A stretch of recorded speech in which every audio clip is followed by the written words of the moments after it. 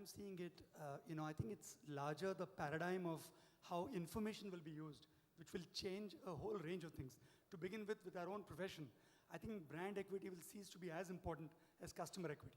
I think data equity will become even more powerful. I think the amount of information that we as consumers are leaving behind in our own wake. Today, your Twitter streams are about 100 terabytes on a daily basis. So there's so much data which is going around that it's going to start making a lot of businesses start changing their paradigm. They may not completely go obsolete, but to give an example, Google is researching a basketball which has sensors built inside the basketball, which can make the coach obsolete, because that basketball will look at how the player throws, how he dribbles, and take every bit of data from that ball, transfer it to centralized analytics, and give it back to the player.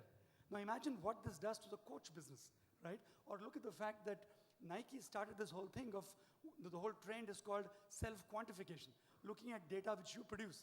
I run every morning, and I produce a lot of data about how much distance, what calories. I wear a watch called Grameen, which produces that data for me. A lot of you may be runners wearing watches like those. There is a lot of technology today which people are being able to wear.